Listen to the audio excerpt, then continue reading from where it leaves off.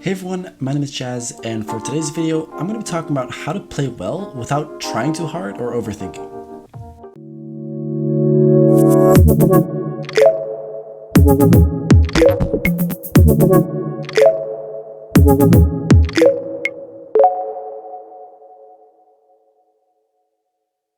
When you play Fortnite, you're not thinking about every little thing that you're doing. In fact, most of the time, you're kind of on autopilot mode. You don't think about what buttons to hit or how to fight while you're fighting someone. When you play, you're mainly using your previous knowledge to predict what's happening and to be ready for whatever that is. For example, when you laser someone and he boxes up, you probably have at least one way to push that player. You're probably not thinking about how to do those things, because it's not the first time that it's happened.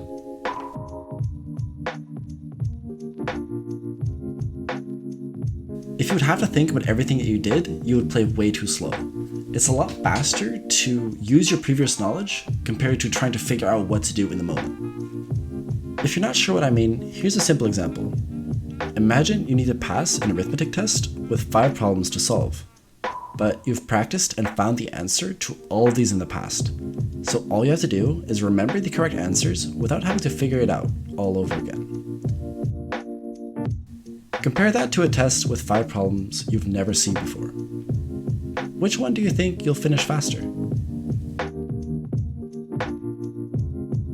When you play Fortnite or any other game for that matter, practice is important because it allows you to build a better autopilot mode. You'll know what to do in more situations and be able to do better the next time when you find yourself in those circumstances. I quickly want to show a clip of one of the greatest MMA fighters of all time talking about this topic. Fight are not one on drama, are on mundane things that we do every day. Yeah. That's how fight are won. Yes. How you program your cruise your cruise driver, you know, to Yeah. your autopilot to win the fight. That's how you me, I see it, a fight like an autopilot, you know, like, so when I fight, when I prepare myself for a fight, especially for the tactical part, I program like a computer how I want to react against that specific problem, how I'm gonna take care of that specific problem.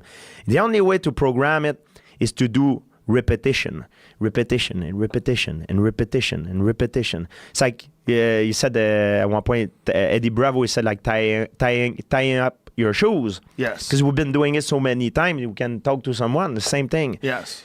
When I get into a fight, I analyze again and I'm fighting, and I see what pattern he does the most often.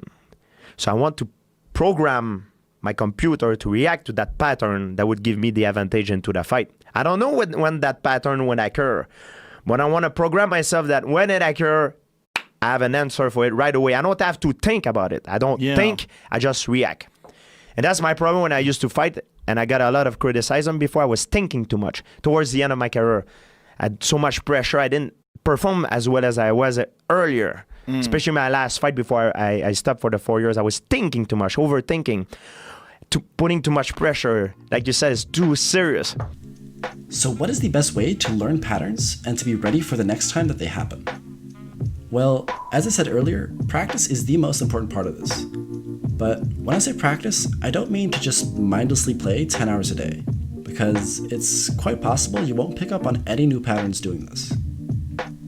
What you should do instead is play some games and figure out what patterns you're not responding to correctly. Maybe you take a lot of damage when trying to push someone who plays very defensively. Or maybe you die a lot because you're rotating too late. If you're curious to how to pick up on patterns when fighting specifically, I highly recommend you watch this video I made a while back. It's kind of a long video, but it has a lot of examples in it, so you don't need to watch the full thing to understand how to do it.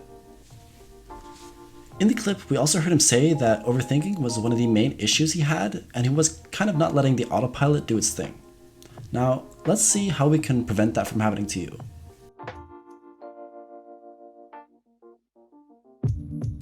Overthinking could be a big reason standing in the way of smooth and effective gameplay. You might be hesitating, or you might be making too slow decisions because of it, but why does it happen? Usually, overthinking happens when you either don't know what to do, or you don't trust your own decisions. If the reason is because you don't know what to do, then you just need to practice more and learn more patterns. But if the problem is trusting your own decisions, then that's a bit more complicated. This happens when you're worried about making the wrong decision, and this is often a big problem for players who do well in creative, but have a hard time in tournaments because of the added pressure. There are, however, a couple of things you can try. You can take on a functional mindset. This means you don't need to play perfect to win, and this is also called ugly winning. You can focus on what can go right instead of wrong. This will lead to more confidence and faster decision making. And the final solution that I'll be talking about in this video is that you can find a way to lower the pressure on yourself. Here's how GSP does it. You have to take it for what it is. It's only a fight. In 10 years, it sucks if you lose, but man, it is what it is. You know what I mean? Don't make it bigger than what it is. It's only a fight, and sometimes it's something very therapeutic that I like to do before a fight. I drive a car. When I fight in Vegas, for example, I drive a car, or New York, same thing. I drive a car. When I used to fight in Vegas, before my fights, I used to be very, very stressed. And a very therapeutic things that I like to do is drive my car around and see normal people. Then I go and I can explain to you why I drive and I see an old lady with her grocery store bag. And I'm thinking, like, she doesn't care if I win the fight Saturday or not.